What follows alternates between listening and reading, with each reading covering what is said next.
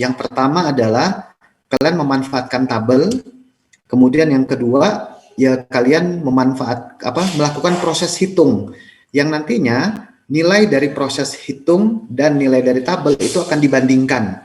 Nah, proses membandingkan itulah yang nanti akan menentukan kira-kira kesimpulannya akan seperti apa. Nah, makanya ada banyak tabel tuh nantinya tuh, walaupun nanti cara bacanya akan berbeda antara satu dengan yang lain, tapi pembiasaan dalam membaca tabel, memahami proses penelusuran tabelnya itu akan sangat diperlukan nantinya. Makanya ya setidaknya logika dasar tentang pemanfaatan tabelnya kalian perlu kuasai. Karena ini tidak diajarkan di jenjang yang sebelumnya di SMA SMK, saya pikir pemanfaatan tabel tidak diajarkan. Oke, baik. Dalam kasus yang contoh nomor 2, berapa persen yang mendapatkan nilai antara 6 hingga 7? Nah, saya pikir ini kasusnya relatif lebih sederhana ya. Hampir sama untuk yang A ini, saya pikir tidak ada masalah. Artinya kalian pertanyaannya itu kan hanya bicara tentang berapa persen siswa yang mendapatkan nilai antara 6 sampai 7. Berarti kalau dituliskan, anggaplah saya tulis begini, ini X-nya itu terletak antara 6 sampai dengan 7, nah begitu.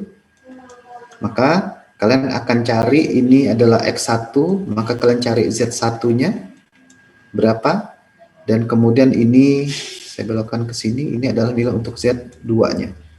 Sehingga nanti ini akan berubah menjadi yang awalnya X, ini menjadi Z. Nah, kurang lebih begitu. Ini nilainya akan sama saja. Kalau kemarin kita ingat formulasinya ini akan sama dengan XI dikurangi dengan X bar 6 dikurangi dengan rata-ratanya 6,7 dibagi dengan deviasi standarnya 1,2. Kemudian ini 7 dikurangi 6,7 dibagi dengan 1,2. Maka ini akan menghasilkan negatif 0,7 dibagi dengan 1,2. Nilainya adalah, ini saya agak ke bawah ya, di sini. Yang ini hasilnya 0,3 dibagi dengan 1,2. Ini lebih gampang, ini hasilnya adalah 1/4 atau 0,25. Sementara yang ini 0,7 dibagi dengan 1/2. Coba kita lihat ya. 0,7 dibagi dengan 1/2. Mohon maaf. Ini harus memanfaatkan media hitung lainnya. 0,7 dibagi 1,2. Hasilnya 0,58. 0,58. Negatif, jangan lupa. Nah, ini berarti ini akan terletak antara negatif 0,58 sampai 0,25. Secara umum ya kalian bisa gambar seperti yang kemarin, buat dulu. Ini nggak perlu bagus, tapi paling tidak memunculkan representasinya. Kalian buat batasan nolnya untuk menunjukkan itu adalah bagian tengah dari kurva normalnya. Kemudian di sini ada minus 0,58 dan di sini ada 0,25. Nah, ini daerah yang dicari. Berarti secara nggak langsung kalian cari yang ini dulu, ditambah dengan yang ini, nanti hasilnya adalah yang ini. Nah, inilah yang disebut sebagai berapa persen. Nah, persen berarti tinggal dikalikan dengan 100 begitu. Artinya adalah, kalaulah kemudian silahkan nanti coba buka tabelnya, kalian lihat 0,58 di situ, itu akan memberikan hasil berapa. Saya stop share yang ini dan kemudian saya akan munculkan tabel bantunya. 0,58 dan 0,25. 0,58, ini saya perbesar. 0,58 berarti ini 2190. 0,58 kita catat dulu. 0,58 itu 0,2190. Kalau 0,25 berarti ini sama dengan yang ini ya. Benar? 0,0987. Oke, 0,0987. Oke, saya balik lagi ke PPT-nya. Nah, kita dapat di sini yang 0,25 itu 0,0987. Sementara yang minus 0,58 itu 0,2190. Nah, berarti hasilnya tinggal dijumlahkan saja. Maka totalnya kalau misalkan ini dijumlahkan hasilnya akan sama dengan 7. Ini juga 7. Kemudian di sini jadinya berapa tuh? 21 tambah 9, 30, 31. 0,3177. 0,3177. Nah, berarti otomatis berapa persen? Maka ini jawabannya adalah 31,77%. Nanti kalau misalkan saya melakukan kesalahan dalam proses hitung, ya silahkan nanti kalian koreksi kembali ya. Nah, sama halnya, nomor A itu relatif lebih umum. Nah, tapi kemudian nomor B itu tidak umum. Kenapa? Yang ditanya adalah kalau yang A itu 6 sampai 7, tapi kalau yang B itu berapa persen siswa yang mendapatkan nilai 6? 6. Berarti dia bicara tentang suatu nilai. Ini saya pindah ke halaman berikutnya. Jadi ketika bicara tentang berapa persen yang mendapatkan nilai 6,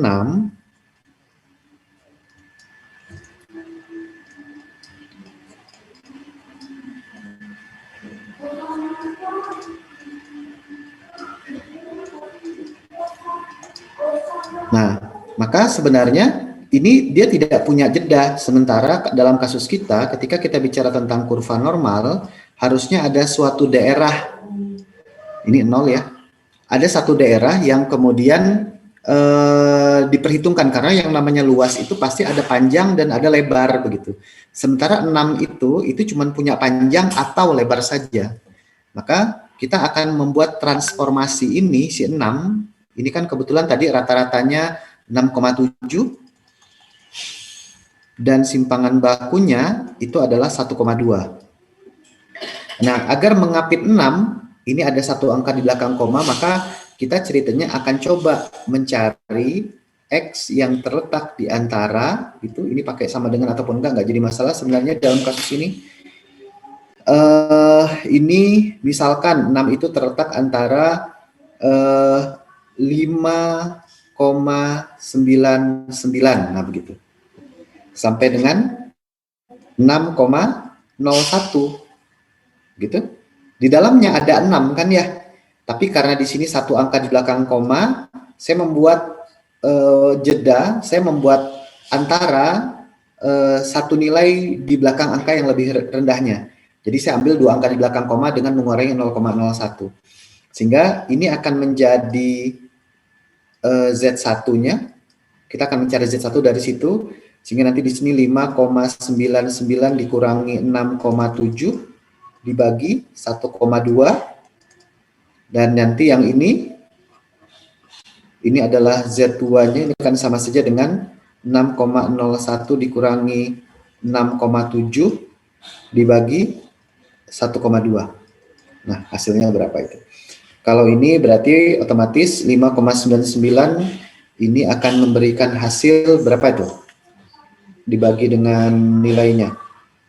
5,99 dikurangi dengan 6,7, oke, dibagi 1,2.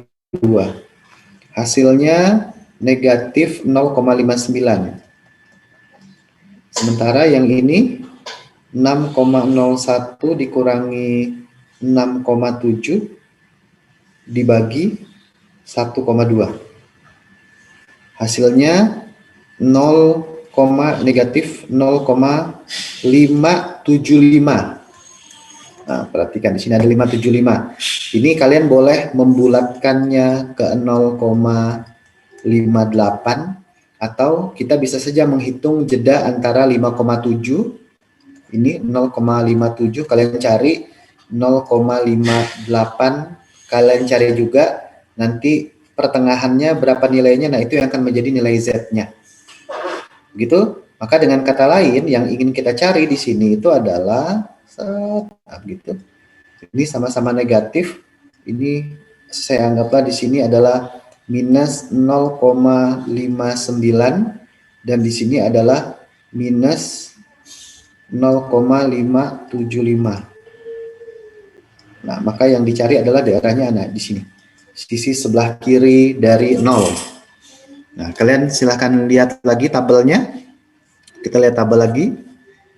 Maka kita akan ketemu dengan 0,58 tadi itu adalah tadi berapa? 58 atau 59? Yang diminta itu adalah sebentar. Yang diminta tadi itu adalah 0,59 dan 0,575. Kita lihat 0,59. 0,59 itu memberikan nilai ini. Oke ya. 0,2244. Sementara 0,57 kalian lihat 57-nya ini 0,57 itu 0,2157. Sementara kalau 0,58 0,2190. Nah, antara 57 dan 90 itu ada jeda sekitar berapa itu? 33. Ini ada 0,0033 poin. Nah, kalian bisa saja karena kebetulan 75, jadi ini kalian jumlahkan separuh dari 0,33. Kita ambil 32, berarti ini kurang lebih sekitar 0,00 separuhnya itu berarti kurang lebih sekitar 16,5 sebenarnya. Nah, itu kalian tambahkan ke 57. Dengan kata lain 0,575 itu di tabel akan memberikan hasil 0,2157 ditambah dengan 0,00165.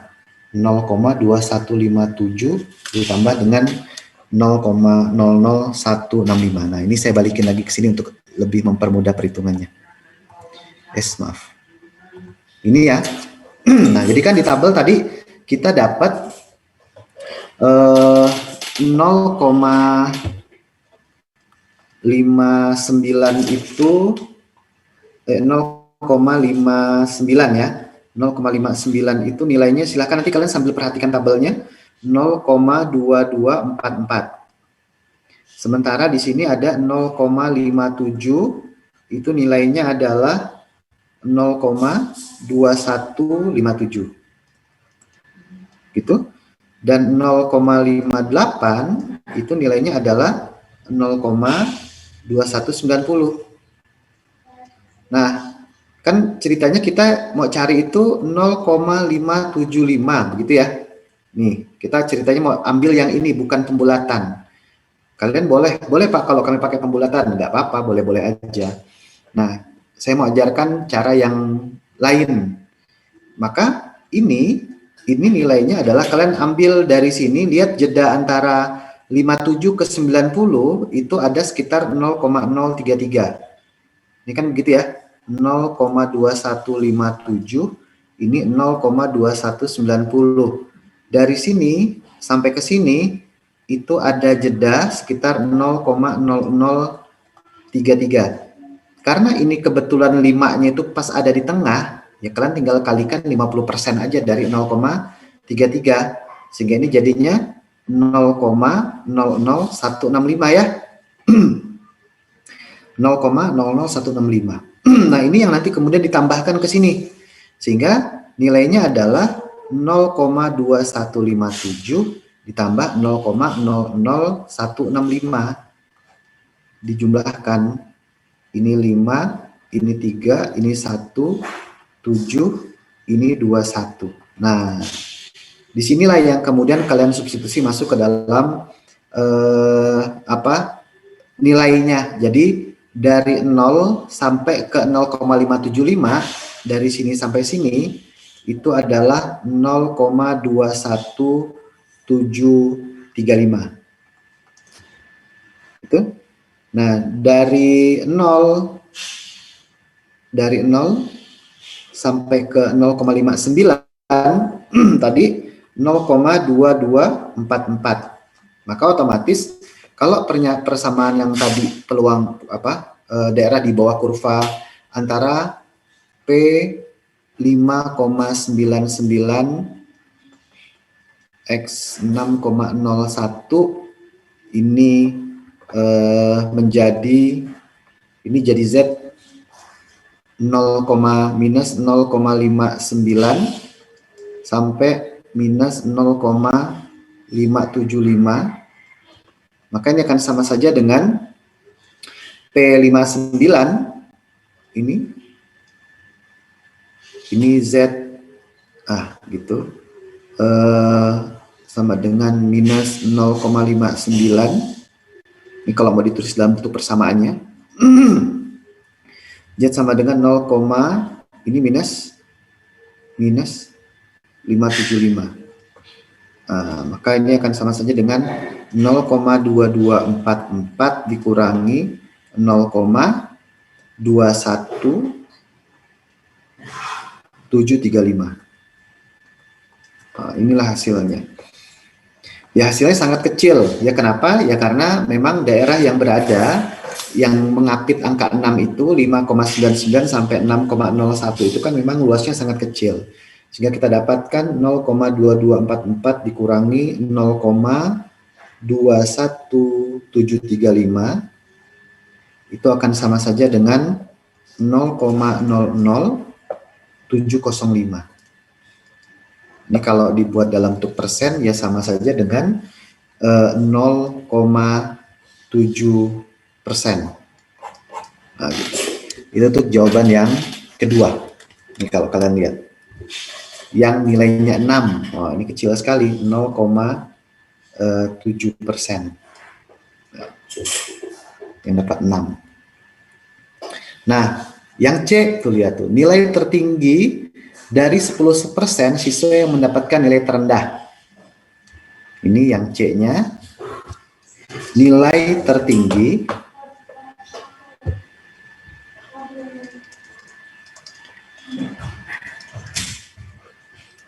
dari 10% yang mendapatkan nilai terendah. Bisa memahami ini? Jadi kalau misalkan ini ada sebaran kurva normal, mohon maaf tidak rapi. Ini 0, maka di sini ada 10% tuh. Ini ke sini 10%. Maka kan nanti akan ada satu di sini, inilah yang posisinya sebagai nilai tertinggi. Nah, berapa nilai tertingginya dari 10% yang mendapatkan nilai terendah? Nah, kira-kira begitu tuh. Nah, kalau pola ini kebalikan dari yang tadi. Kalau yang tadi, batas-batas di dalam kurva normal ini itu ketahui terlebih dahulu. Misalkan tadi antara 6 sampai dengan 7, berarti kan itu terletak di dalam kurvanya ya, 6, 7. Baru kemudian kita lihat persentasenya atau luasnya. Nah, sementara yang ini kebalikannya, persentasenya diketahui, tapi yang ditanya luasnya. Bayang? Nah, maka kalau misalkan ini adalah 10%, ya perhatikan. Maka otomatis dari sini sampai ke sini berapa persen berarti? Kalau dari 40. Sini sampai 40%. 40%. Maka kalian lihat di tabel ini yang nilainya 0, kalau 40 itu berarti gini, 4000. Nah, yang mendekati ini di dalam tabelnya itu berapa? Saya tutup ya ini ya. Saya ganti dengan tabelnya. Nah, di dalam tabel yang di tengah-tengah ini kalian lihat tuh, yang nilainya paling dekat dengan 0,4 itu yang mana? Oh, kok 0,4 Pak? Ya kan karena kan 40%. 40% itu kan berarti 0,40000 begitu. Nah, kalian lihat aja yang dekat-dekat 4 tuh, lihat nih di sini nih. Di sini ada 0,3997 gitu. Dan di sini ada 4,15. Ya kalau mau gampang kalian ambil yang paling dekat dengan 0,4. Oh, berarti yang ini. Kita ambil yang ini karena dia paling dekat dengan itu, misalkan begitu. Boleh.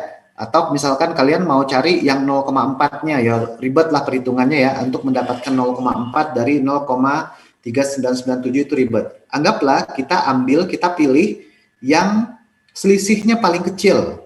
Maka kita akan dapat 1,28. Oke? Kebayang ya? Ini 1,28. Karena di sini 1,2 dan di sininya 8. Oke. Kita tutup. Ganti lagi. Nah, kita dapat nilainya adalah ini identik dengan Z. Ini Z-nya itu berarti 1,28.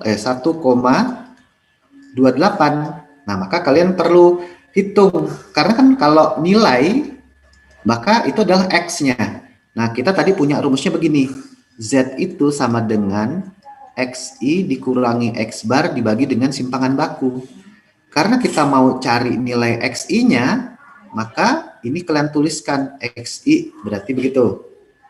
Ini berarti nilai Z dikalikan dengan simpangan baku, begitu, ditambahkan dengan rata-rata. Nah, nilai Z-nya adalah 1,28 dikalikan dengan simpangan bakunya tadi 1,2 ditambah X barnya 6,7. Oh, 6,7. Oh, ada yang satu yang lupa di sini. Lihat, karena posisinya di sebelah kiri harusnya ini negatif. Negatif ya, karena ada di sisi sebelah kiri kurva. Kan 10% nilai terendah.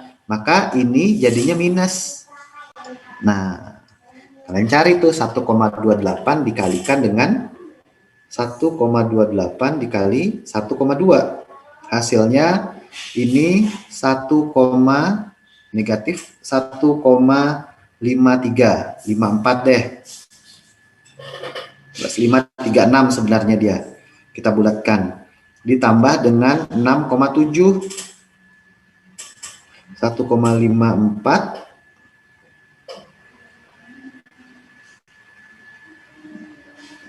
kurangin 1,54. Nah, hasilnya adalah 5,16. Maka 5,16 inilah yang disebut sebagai nilai tertinggi dari 10% yang mendapatkan nilai terendah. Kebayang? Bisa? Nah, coba yang D itu kebalikannya. Ini kan yang C. Coba kalian sekarang hitung untuk yang satunya lagi. Yang satunya itu adalah nilai terendah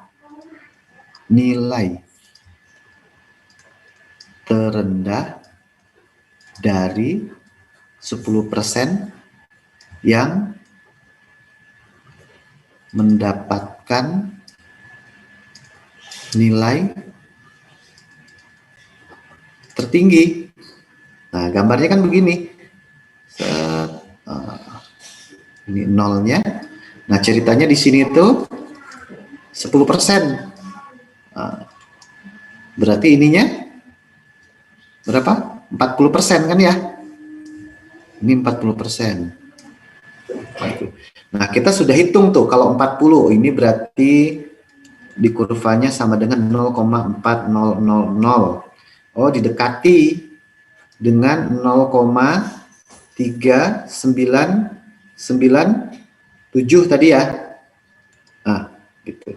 Ya, nggak beda jauh lah ya, kurang 0,00 sekian bisa dimaklumin lah. Dan ini nilai Z-nya adalah 1,28. Positif apa negatif? Positif. Positif. Kenapa positif? Karena posisinya ada di sebelah kanan 0. Nah, gitu. Ya sudah, sama lagi dengan yang beginian. Z itu sama dengan XI dikurangi dengan X bar dibagi dengan simpangan bakunya. Sini, sehingga XI-nya itu akan sama saja dengan Z dikalikan dengan S ditambah dengan X bar. Nah, gitu. Gitu. Ini kan sama tuh. 1,28 dikali 1,2 ditambah 6,7. Ini hasilnya 1,54 ditambah 6,7. Maka di sini hasilnya akan sama saja dengan 8,24. Oke. Bisa? Ya, cuman dibolak-balik aja sebenarnya, tapi secara umum prosesnya tidak jauh berbeda. Kalau yang di A dengan B dan contoh soal-soal sebelumnya itu yang kita cari itu adalah kita dapat X-nya dulu, diminta untuk menentukan luas daerah di bawah kurva. Nah, di tabel yang di tengah-tengah itu adalah hasil dari luas daerah di bawah kurvanya. Nah, kalau soal yang ini, yang C dan D, kebalikannya, diketahui dulu luas daerah di bawah kurvanya sekian persen. Nah, itu kalau dikonversi ke dalam bentuk nilai, nilainya berapa ya? Sama saja, berarti kalian cari nilai X-nya. Kurang lebih begitu. Oke, sampai di sini ada yang mau ditanyakan barangkali? Bisa?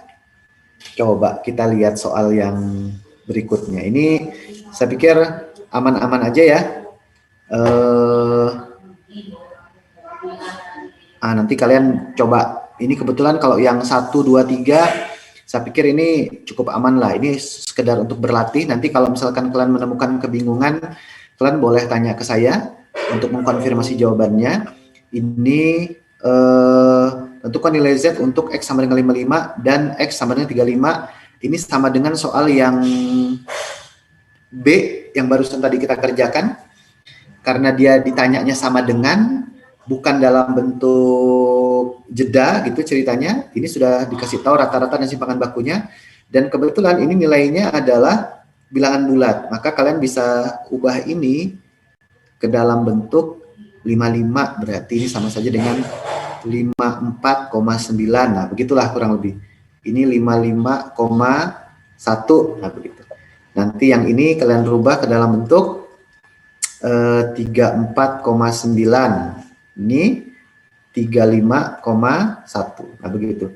Cukup satu desimal setelahnya saja. Kalau tadi kan kebetulan kita bicara tentang satu nilai desimal setelah koma ya. Satu angka setelah koma. Berarti saya mundurkan satu. Nah, ini bicara tentang bilangan bulat 50, 10, 55 gitu.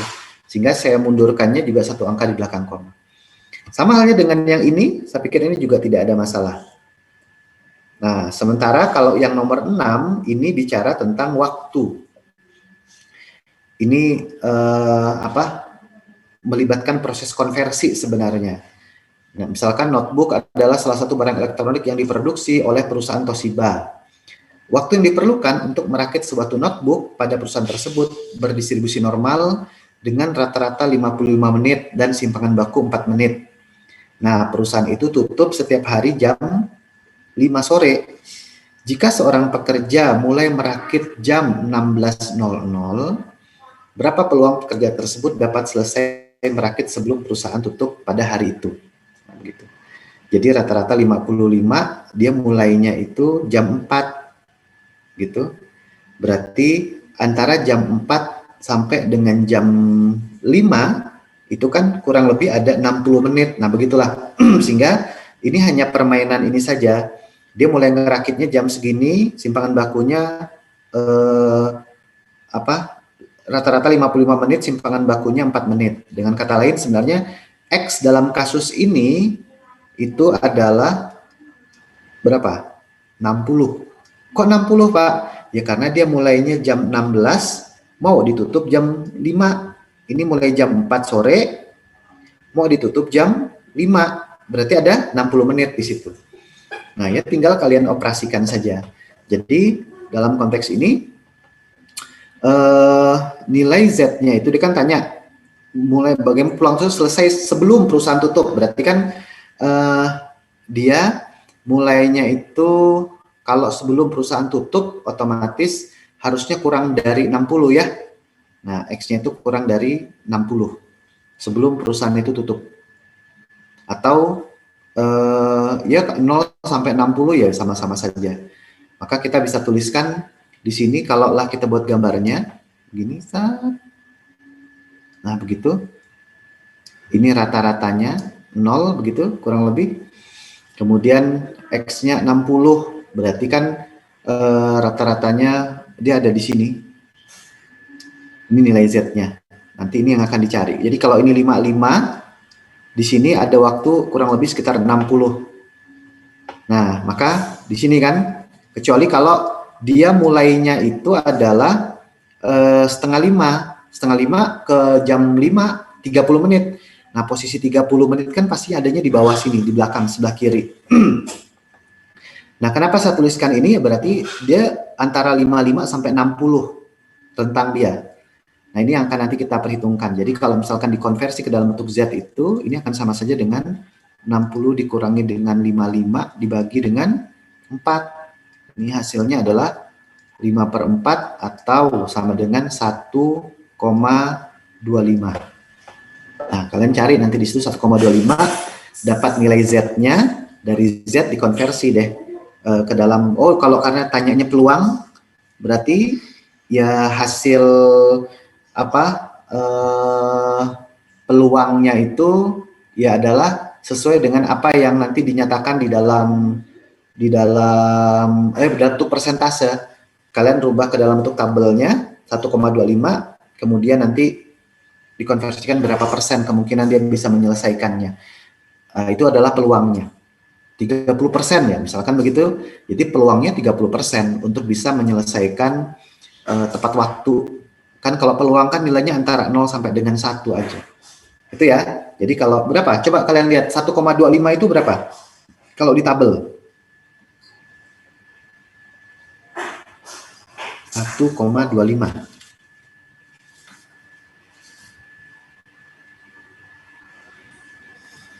Ada?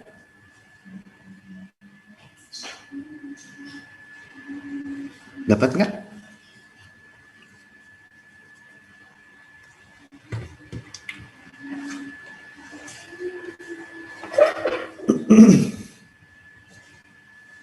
Belum dapat? 0,3944. Berapa, Pan? 0,3944. 0,3944. Ya, maka inilah dia yang disebut dengan peluang dia bisa menyelesaikan itu sebelum perusahaan itu tutup. 0,3944. Sudah, begitu saja untuk yang 6. Jadi ya relatif tidak terlalu sulit lah sebenarnya. Karena polanya pola standar. Nah, mungkin agak sedikit berbeda dengan yang setelah ini. Ini 7 dan 8. Kita diminta untuk menentukan nilai K, sehingga PZ lebih dari K itu 0,3015. Kan kasarnya itu yang A ini dia begini.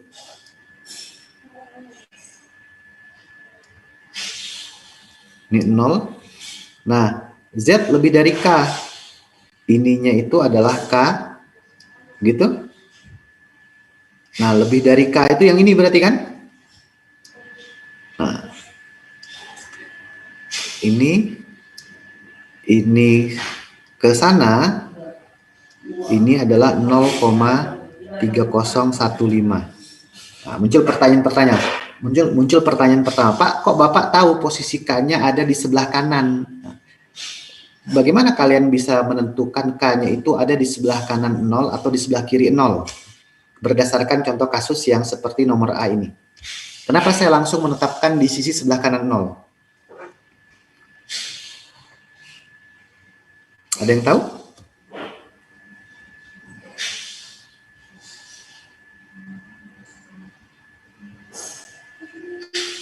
Padahal kan K-nya mungkin aja di sebelah kiri 0 ya. Kenapa saya langsung posisikan itu di sisi sebelah kanan 0?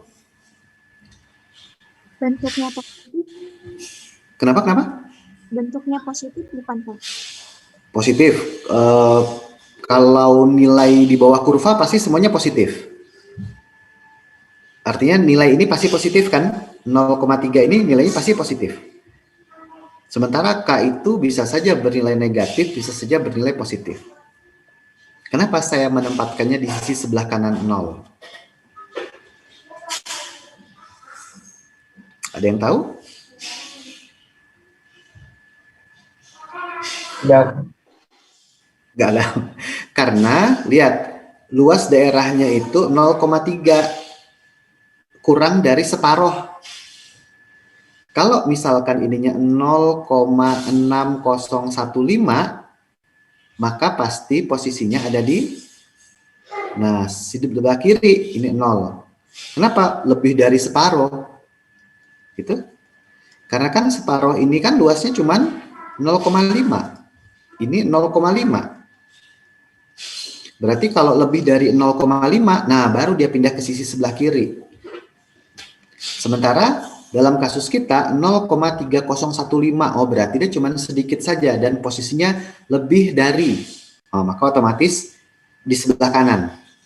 Kenapa Pak? Karena kalau lebih dari kan, kalau di sebelah kiri kan ngitungnya berarti dari sini nih ya, kayak yang ini nih, berarti ini aja udah separuh, 0,5 ditambah antara 0 sampai dengan ini, otomatis pasti lebih dari 0,5. Nah itu kuncinya. Jadi kalian harus ingat, luas daerah di bawah kurva itu mendekati 1 dan masing-masing, karena masing-masing daerah, baik itu yang di sisi sebelah kiri ataupun sebelah kanan, memiliki luas yang sama, yaitu mendekati 0,5. Dan itu karena dia simetris, berarti akan terbagi sama antara keduanya. Maka saya tempatkan di sebelah kanan. Nah pertanyaannya adalah berapa nilai K-nya? Nah ini sama dengan yang 10% yang tadi, yang kasus 10% nilai tertinggi. Maka kita akan lihat kalau di sini 0,3015, berarti di sini berapa? Sama saja dengan 0,5 dikurangi dengan 0,3015. Hasilnya akan sama dengan 0, berapa tuh? Ini 5, ini 8, terus ini 9, itu ini 1. Nah, kalian cari di dalam tabel di daerah yang di tengah-tengahnya yang bernilai 0,1985 atau yang mendekati. Ada nggak? Di tengah-tengah tabel cari yang nilainya 0,1985 atau yang mendekati. Ada nggak?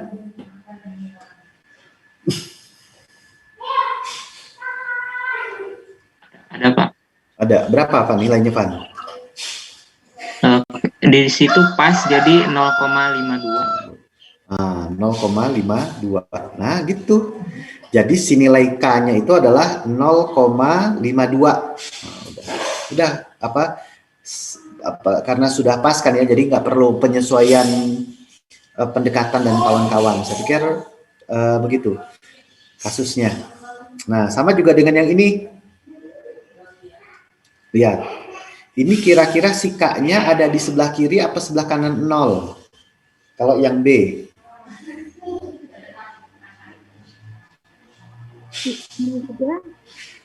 Gimana? Ada di kanan juga. Di kanan. Nah, coba lihat. Lihat. Kan gini. Kalau misalkan ini kan udah belajar kalkulus ya. Lihat. Ininya aja negatif. Gitu? Karena nilai ini posisinya Z itu terletak di antara K sampai minus 018. K sampai minus 018. Berarti kan sudah ada dikasih tahu tuh sebelah kirinya itu ini minus 0,18. Kan si K-nya otomatis nggak mungkin di kanan ya. Kalau di kanan jadinya harusnya minus 0,18 sampai dengan K. Baru itu di kanan tuh. Tapi karena K-nya ada di sisi sebelah kiri, maka si K-nya pasti di sini justru. Nah, kebayang kenapa K-nya ada di sini? Karena batas bawah, batas atasnya itu dikasih tanda negatif. Kalau kasusnya begini, P ini minus 0,18 Z K. Nah, misalkan begini, maka baru ininya ada di sini. Loh, misalkan gini, 0. Di sini minus 0,18. Loh, Pak, kenapa kok K-nya pasti di kanan, Pak? Kan masih ada peluang, Pak. Di sini kecil dari ini 0,18 sampai dengan 0. Oh iya, tapi nilainya pasti tidak akan mencapai 41 gitu. Pasti di bawah. Ya kebayang kalian misalkan ini aja 0,52 aja itu udah 0,52 itu luas daerahnya sekitar 0,3. Berarti kalau 0,1 lebih kecil kan ya? Maka ini pasti ada di sisi sebelah kanan untuk mendapatkan nilai luas daerah di bawah kurvanya 4197. Ya? Kalau misalkan yang ini. Jadi harus hati-hati dalam memahami konteks soalnya. Kalau yang sebelum-sebelumnya yang kita kerjakan itu relatif lebih aman karena langsung dikasih. Nah, sementara dalam pola yang begini ada peluang kalian melakukan kesalahan dalam menetapkan posisi K-nya.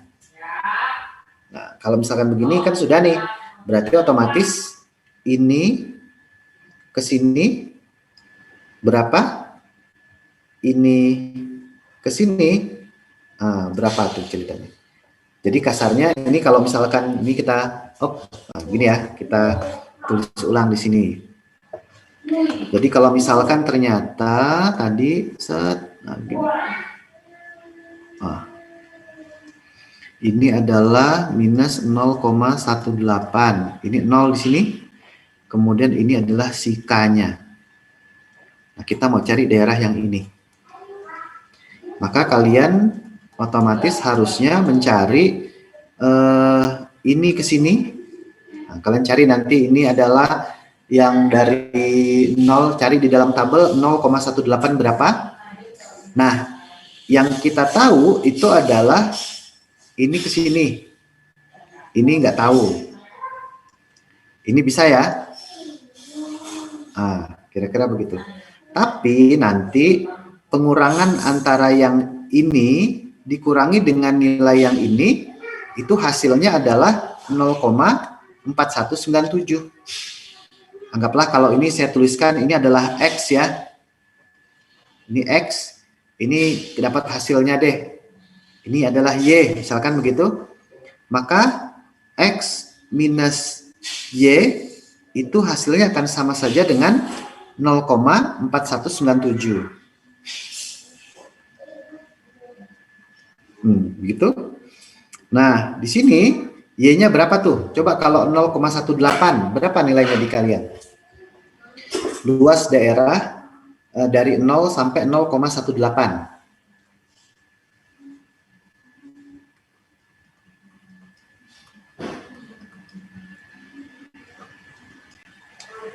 Ada? Dapat 0,18. 0,0714. 0,0714. 0,0714. Oke, good. Nah, si X-nya ini adalah 0,4197 ditambah 0,0714. Nah, hasilnya ini 1 lagi, berarti 1, 9 berarti 4. Nah, X-nya itu 0,4911. Dengan kata lain, X-nya kan berarti luas dari 0 sampai sini. Nah, kalian cari di dalam tabel itu yang di bagian tengahnya yang mendekati 0,4911. Kira-kira berapa? Maka itulah nilai Z-nya. yang mendekati 0,4911. Ada nggak?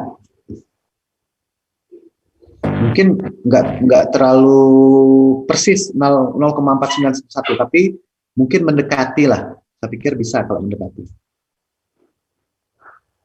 Ada? Ada. Ada. Berapa?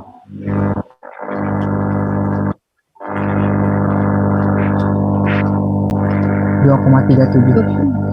2,37. 2,37 begini? Sama semuanya? Sama. Oke. Nah, 2,37 sudah. Berarti nilai K-nya itu adalah, inilah yang kemudian disebut sebagai nilai K. K sama dengan 2,37. Positif atau negatif?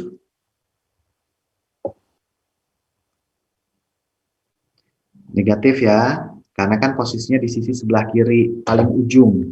Ini kayak ini tuh, nah karena kan dia lebih kecil dari negatif 0,18. Nah, dikalinya pasti negatif. Nah, kira-kira begitu. Negatif 2,37. Oke, baik. Sampai di sini ada yang mau ditanyakan nggak? Bisa? Bisa ya? Baik, kalau misalkan tidak ada. Nah, sama halnya dengan yang ini. Yang soal nomor 8, coba kalian lihat. Rata-rata nilai kuliah statistika diketahui 65 dengan standar deviasi 15. Jikalau diinginkan 15% siswa, murid itu mendapatkan nilai A dan diketahui berdistribusi normal, berapa batas bawah agar mendapatkan A? Nah, sama nih. Jadi dia bilang agar dapat A itu 15, kemudian B-nya 25%. Jadi kalian buat gambar dulu. Saat begitu kan kalau nilai itu kan paling sebelah kiri itu pasti ini mulainya negatif, bukan negatif, dari paling jelek sampai paling bagus. Dia bilang di sini 15% ini, nah ini ke sini itu 15%-nya itu ini dapat A. Kemudian 25%-nya masih di sini.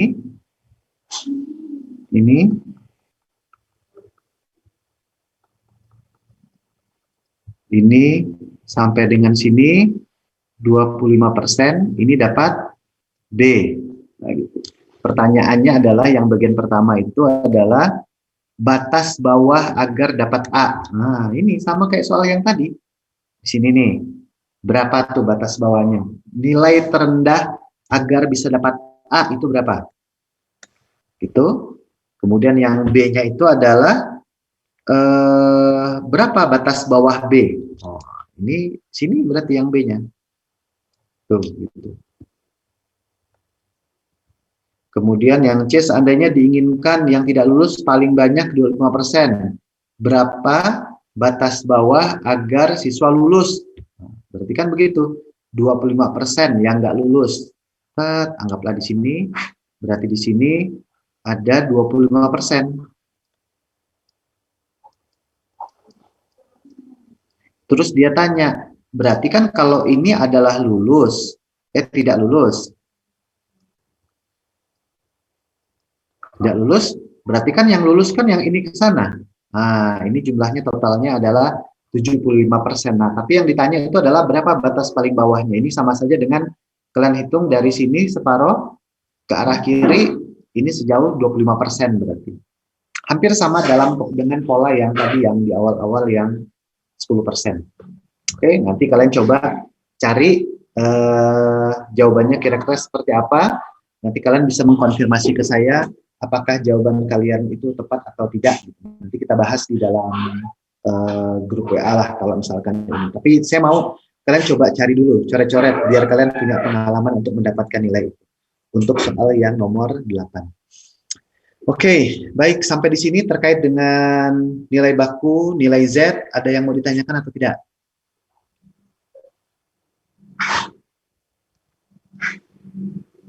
Aman-aman saja?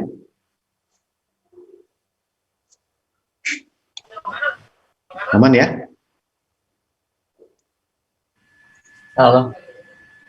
Oke, good. Baik, kalau tidak ada yang tanyakan, saya mau coba masuk ke materi yang berikutnya tentang pengujian hipotesis. Ini saya stop share dulu ya. Saya ganti.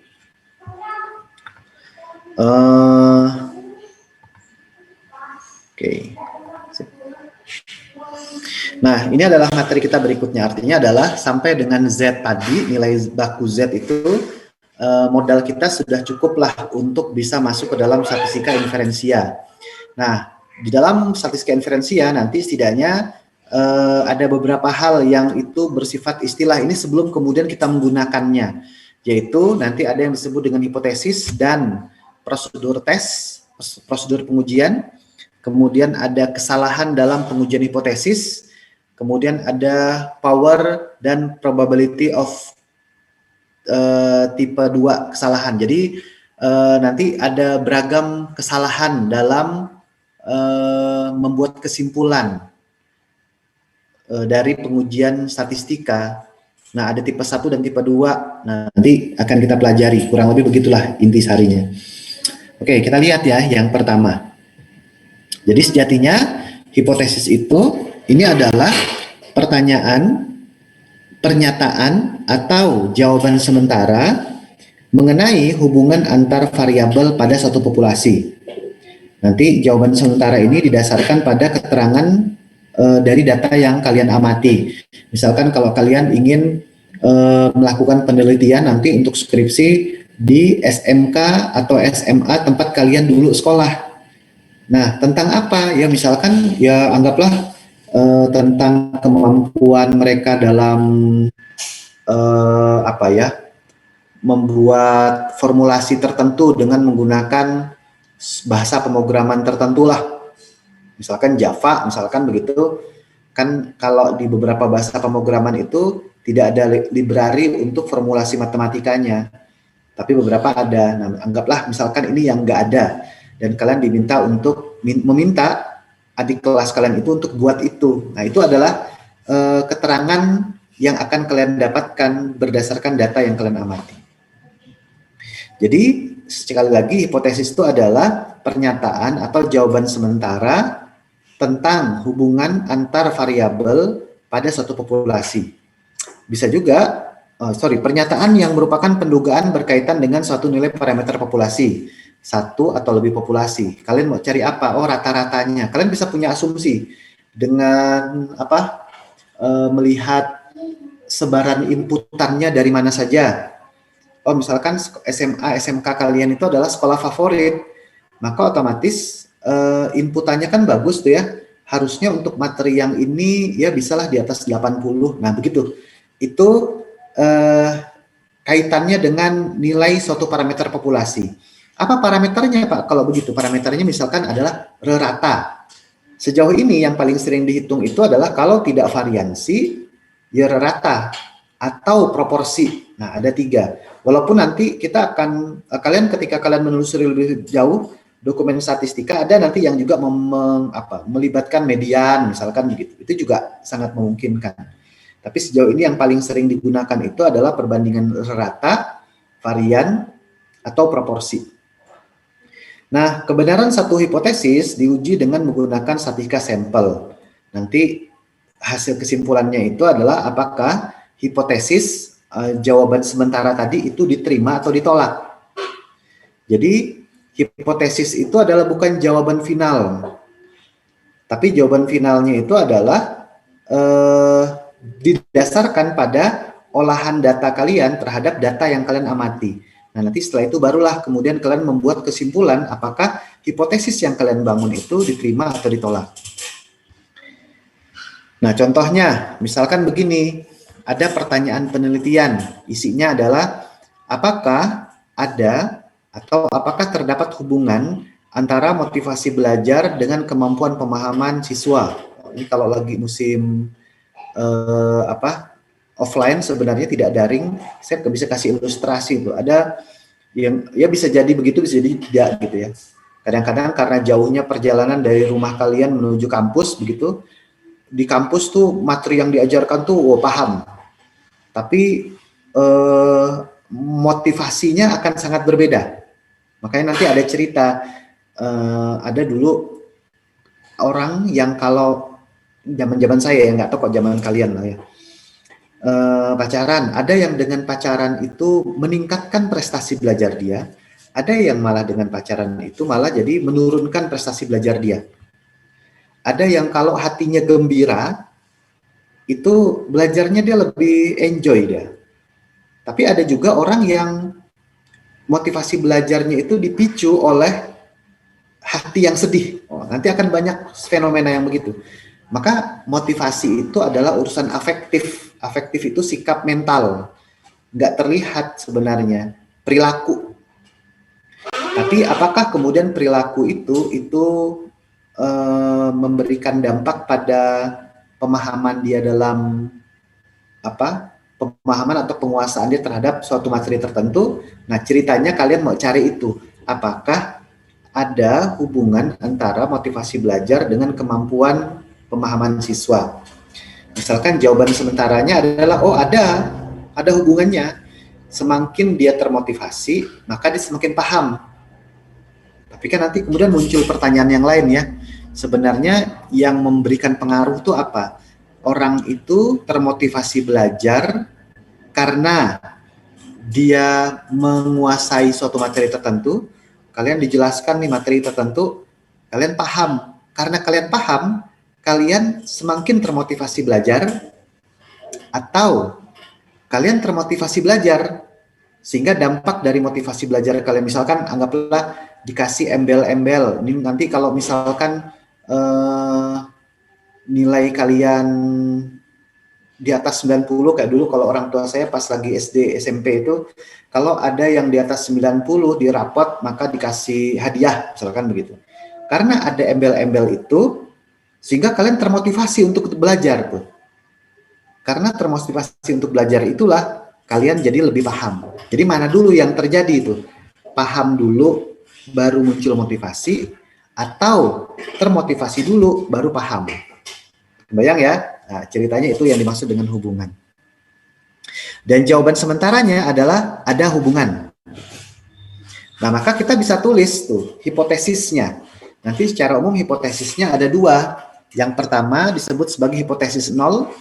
Biasanya dituliskan dalam notasi H0 begitu.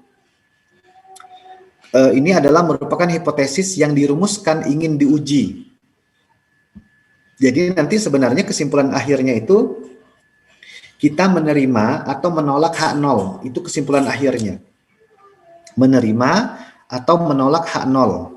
Berarti kalau kita menerima H0, kita akan menolak hipotesis alternatif. Udah konsekuensinya pasti begitu. Kalau kita menolak H0, maka kita pasti menerima hipotesis alternatifnya. Jadi sekali lagi hipotesis 0 itu adalah hipotesis yang dirumuskan ingin diuji, sementara hipotesis alternatif itu adalah pernyataan tentang parameter yang bernilai benar jika H0 itu salah atau ditolak.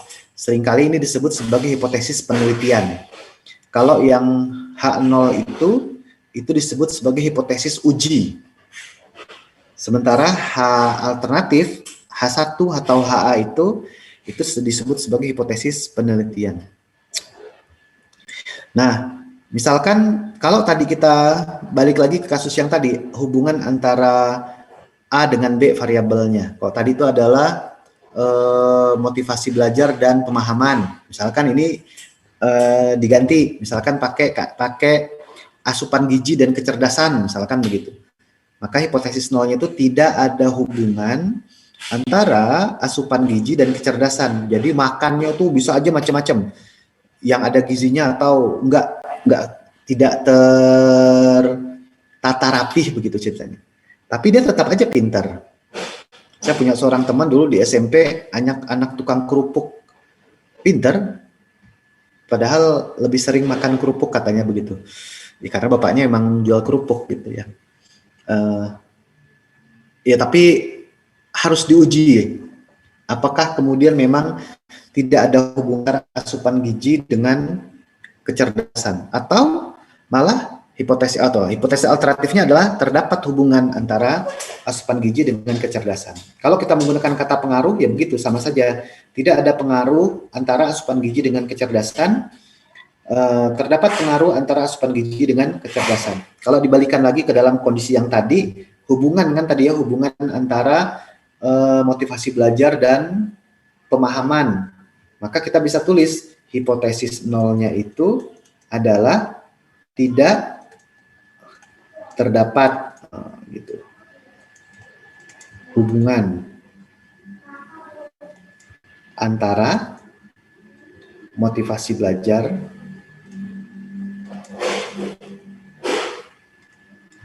dengan pemahaman. Begitu.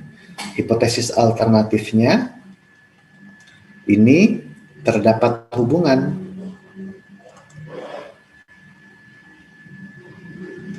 antara motivasi belajar dengan pemahaman. Kira-kira begitu. Dalam konteks menuliskannya sebenarnya nggak susah, nggak ribet. Cuma nanti dalam memprosesnya, nah itu yang baru akan memunculkan banyak kondisi. Oke, saya pikir begitu ya. Ini adalah contoh-contohnya saja. Ini sama dengan kalau menggunakan kata perbedaan. Tidak terdapat atau tidak ada perbedaan kecerdasan antara anak yang asupan gizinya baik dengan anak yang asupan gizinya biasa saja. Ada, nanti alternatifnya, perbedaan kecerdasan antara anak yang asupan gizinya baik dengan anak yang asupan gizinya biasa saja. Nah, kemudian pertanyaannya adalah apa pengaruhnya penggunaan kata hubungan, pengaruh, atau perbedaan dalam suatu hipotesis. Variabelnya yang dilibatkan di sini kan adalah satu, ini bicara tentang asupan gizi. Dua, bicara tentang kecerdasan. Nah, itu ada dua kan ya, ada asupan gizi, ada kecerdasan. Nanti kalau di dalam metodologi penelitian kalian akan memahami karena kecerdasan itu dalam konteks ini, kecerdasan ini dianggap dipengaruhi oleh asupan gizi. Maka ini disebut sebagai variabel bebas.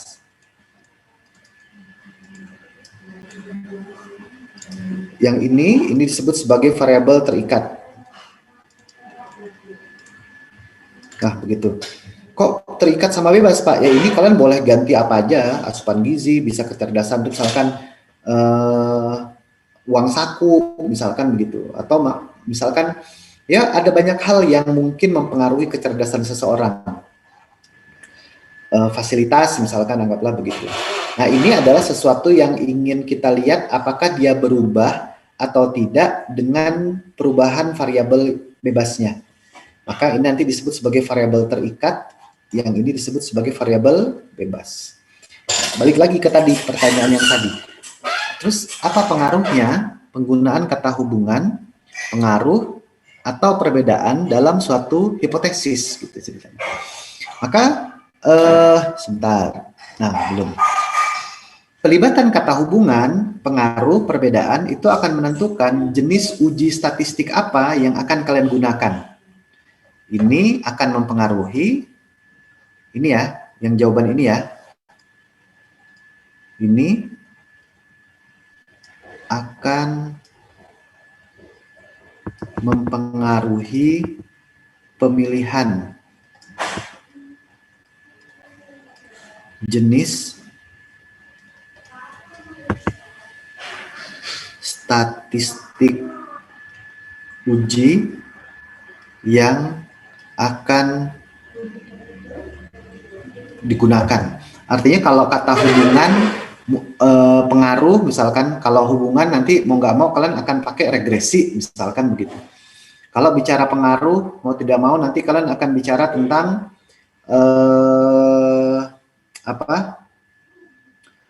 korelasi gitu.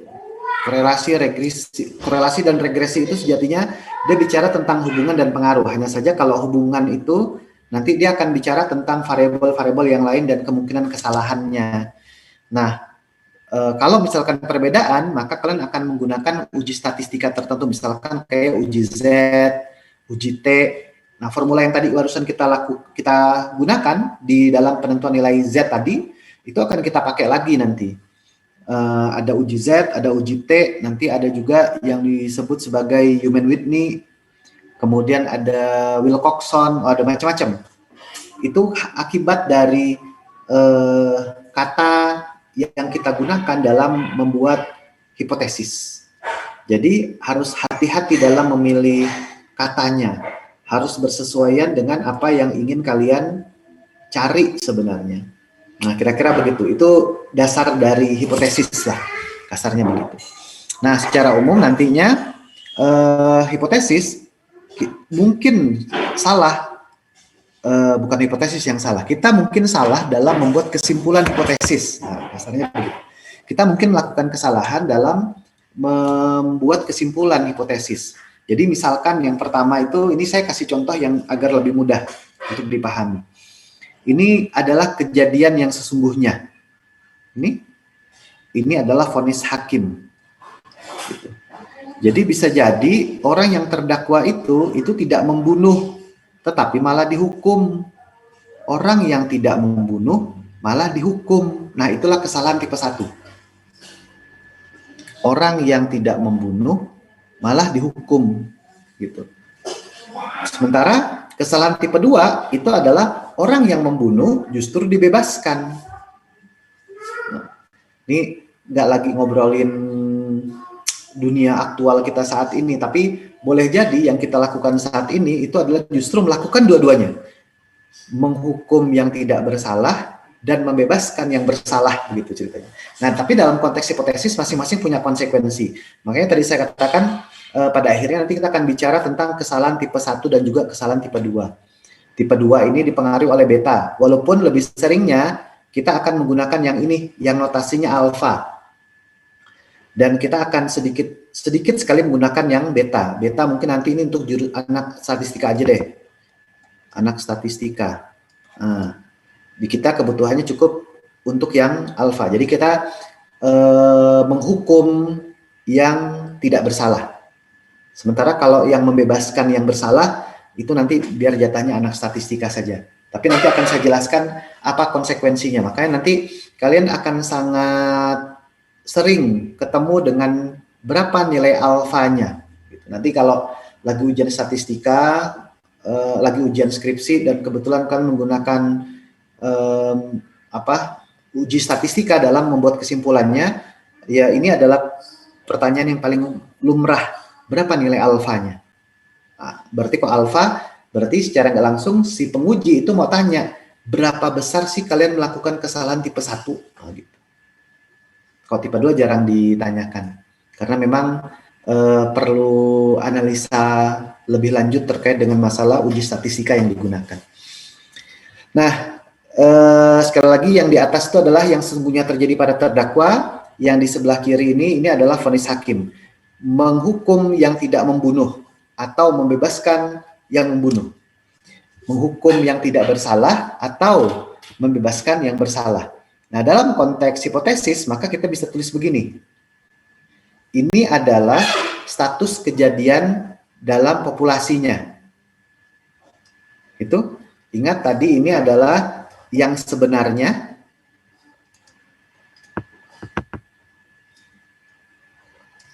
Sementara ini adalah vonis hakimnya. Nah, begitu. Artinya adalah ini adalah kondisi yang sebenarnya dalam konteks populasi sampel, maka ini yang terjadi pada realitas sebenarnya. Sementara ini adalah yang kita lihat berdasarkan pada data yang kita ambil. Mungkin sampel karena kita tidak punya cukup waktu, data dan dana untuk bisa mengambil data di level populasi. Jadi kita hanya melihat pada data yang relatif lebih sedikit. Maka dikatakan kesalahan tipe 1 itu, kalau tadi di sini kan adalah menghukum. Gitu ya. Ini tidak bersalah. Nah, kok tidak bersalah? Kita bisa bilang dia benar.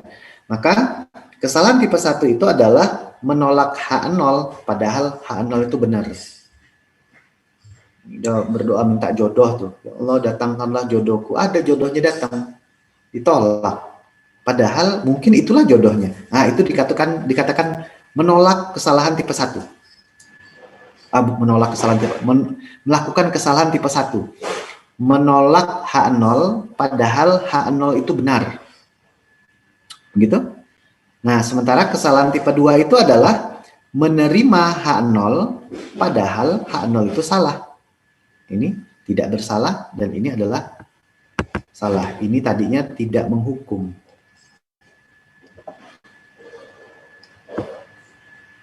Nah, mudah-mudahan ini bisa sedikit banyak memberikan gambaran kepada kalian tentang kesalahan yang mungkin terjadi dalam hipotesis lah, begitu ceritanya. Jadi, dan sangat mungkin sekali kita melakukan itu. Makanya nanti kita dalam pengujian, nanti kalian harus memilih berapa besar alfanya. Alfa itu berarti otomatis peluang kalian melakukan kesalahan tipe 1. Apa kesalahan tipe 1? Menolak H0 padahal H0 itu benar gitu. Kalau nanti kesalahan tipe 2, menerima H0 padahal H0 itu salah. Nah, makanya kemudian alfa ini kesalahan tipe 1 itu sering dikaitkan, sering diistilahkan dengan tingkat kebermaknaan atau level of significant. Maka kan kalau tadi kesalahan tipe 1 itu dilakukan ketika kita menolak H0 padahal H0 itu benar. Ini jika keputusannya menolak H0 padahal kenyataannya H0 benar, maka ini termasuk keputusan yang salah begitu. Nah, peluang untuk membuat kesalahan ini disebut sebagai kesalahan tipe 1 dan diistilahkan sebagai tingkat kebermaknaan uji hipotesis statistika. Tingkat kebermaknaan uji hipotesis statistika. Nah, tingkat kebermaknaan ini membentuk batas atas dari peluang pengambilan keputusan menolak H0 padahal H0 itu benar. Dalam penelitian pendidikan seringnya diambil alfanya itu 0,05 dan juga 0,01. Maksudnya gimana, Pak? Tapi nyambung tuh. Kalian punya gambar grafik begini. Kurang lebih begitulah. Artinya kalaulah kemudian ini atas bawah, anggaplah alfanya sama dengan 5%. Begitu? Ini 5%. Kalau ini dibagi 2, maka nah ini berpeluang untuk ditolak, berpeluang untuk melakukan kesalahan sebesar 2,5% di sisi sebelah kiri, di sisi sebelah kanan, dan juga ini di sisi sebelah kiri 2,5%. Ini kita berpeluang untuk melakukan kesalahan di yang sini. Kalau alfanya 5%, artinya ini adalah kesalahan yang dimaklumi dalam proses pengambilan data di dalam dunia pendidikan. Semakin kecil, artinya kalau mungkin nggak Pak, kalau kurang dari 1% mungkin, tapi itu sudah bukan untuk penelitian pendidikan, lebih tepatnya itu adalah penelitian eksakta. Atau bahkan nanti kalian di semester yang akan datang begitu akan belajar ada mata kuliah yang disebut sebagai metode numerik. Nah, di metode numerik itu kalian akan diajarkan, anggaplah melakukan sederhananya kayak buat kalkulator begitulah. Nah, kalkulator itu dia harus punya tingkat kesalahan kurang dari 1%. Loh, kenapa begitu, Pak? Ya, kalau misalkan 1%, kan kebayang tuh kesalahan perhitungan yang akan berlanjut dari proses awal. Misalkan ini untuk menghitung sesuatu ini perlu 5 langkah nih. Nah, selisih desimalnya di langkah pertama itu sudah besar sekali gitu, walaupun hanya desimal gitu. Maka kalian dalam membuat program itu mau tidak mau pasti akan memperhitungkan seberapa besarkah kesalahan yang bisa dimaklumi. Maka harus lebih kecil dari 1%, mungkin 0,000 sekian begitu. Nah, tapi kalau untuk bidang sosial, yaitu bahkan bisa lebih dari 10% gitu. Misalkan kalau kayak survei pemilu misalkan begitu, pilpres atau pilkada, kalian lihat kalau misalkan dia bisa menjamin data yang dia punya itu bebas kesalahan. Ya, anggaplah di bawah 5% itu keren banget kalau benar gitu. Tapi sebagian besar yang agak logis, ya mungkin dia akan terletak antara 8-12% seringnya. Itu penelitian bidang sosial. Nah, kita kan pendidikan sosial juga, Pak. Cuman kita tuh berbaur secara keilmuan, kita masuk ke dalam rumpun IPA, tapi secara pendidikan kita masuk ke dalam rumpun sosial sebenarnya. Dibaur jadi satu, sehingga makanya dunia pendidikan itu sangat mungkin dieksakkan, tapi tidak bisa seeksak kayak biologi, kimia yang sedikit percampuran saja itu memberikan dampak yang sangat luar biasa. Makanya seringnya dalam dunia pendidikan alfa yang dipilih itu adalah 5%. Sekali lagi, alfa itu adalah peluang kita untuk menolak H0 padahal H0 itu bernilai benar. Jadi harus agak hati-hati dalam hal ini ya. Nah, ini yang tadi saya gambarkan tuh. Sama ya, walaupun gambar saya tidak lebih baik daripada yang sini. Ya, ini mesin yang buatnya. Kalau misalkan kita ambil 10%, 1%, maka otomatis di sisi sebelah kanannya 5%, sisi sebelah kirinya 5%. Kalau 5 ini 10%, mohon maaf yang ini. Jadi ini 5%, 5%, yang atas, yang bawah ini adalah 5%. Berarti 2,5% di kanan, 2,5% di kiri. Sehingga biasanya posisinya di bagian yang tengah ini yang terang ini akan ditulis terima H0. Nah, ini juga sama. Di sini akan ditulis terima H0. Kalau di sini terima, otomatis yang di ujung di sini akan menjadi tolak H0. Nah, makanya kemudian ini akan sangat identik dengan melakukan kesalahan tipe pertama. Menolak H0 padahal H0 itu bernilai benar. Menolak H0 padahal H0 itu bernilai benar. Begitu kira-kira. Nah, nanti muncul lagi, ini ada yang disebut sebagai the power of the test atau kekuatan uji. Kalau tadi alfa itu diistilahkan sebagai taraf kebermaknaannya. Sementara kalau beta itu diistilahkan sebagai kekuatan uji. Artinya adalah seberapa kuatkah, seberapa handalkah suatu alat uji statistik yang kalian gunakan dalam menguji kasus yang ingin kalian uji. Anggaplah kalian mau, ini kasarnya ya, kalian mau motong pohon mangga, maka kalian pakai apa tuh yang sesuai dengan kekuatannya. Semakin baik, maka otomatis alat yang kalian gunakan itu tentunya akan semakin optimal pemanfaatannya. Tapi ya tidak perlu terlalu berlebihan, karena berlebihan dalam menggunakan alat uji statistika itu juga tidak baik begitu. Jadi yang dihitung cuma 5 data kok, pakainya alat uji yang sangat kompleks misalkan begitu. Jadi harus disesuaikan. Jika keputusannya adalah menerima H0 padahal kenyataannya H0 salah, maka ini juga masuk ke dalam kategori keputusan yang salah dan dikatakan ini merupakan kesalahan tipe kedua. Nah, ini disebut sebagai kekuatan uji. Kok tadi 1 minus alfa itu adalah taraf signifikan. Ada satu yang mau saya tambahkan. Di sini signifikan, kebermaknaan. Nah, sementara kalau misalkan 2 itu, ini adalah kekuatan uji. Sekali lagi ini jarang digunakan, kita akan lebih sering menggunakan nilai alfa. Terus bagaimana kalau misalkan kita meminimalkan kesalahan?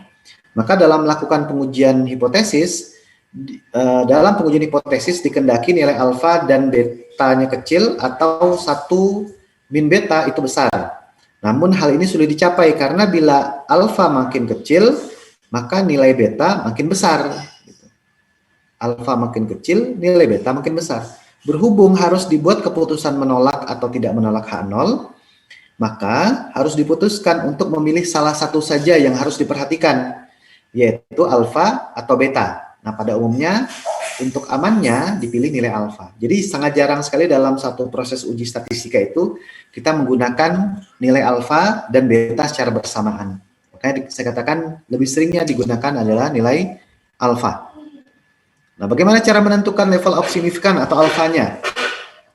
Tingkat kemanaan atau sering disebut dengan nilai alfa itu merupakan nilai yang menunjukkan besarnya peluang salah dalam menolak hipotesis nol.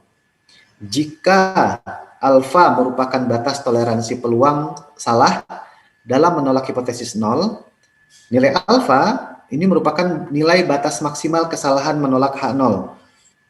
Nilai alfa dapat diartikan pula sebagai batas maksimal kita salah menyatakan adanya perbedaan. Kalau yang ditanyakan itu adalah perbedaan. Jadi misalkan perbedaan rata, misalkan begitu. Nah, artinya mungkin ini konseptual, teoritis sekali. Nanti akan lebih mudah pada saat kita sudah ketemu beberapa kasus-kasusnya.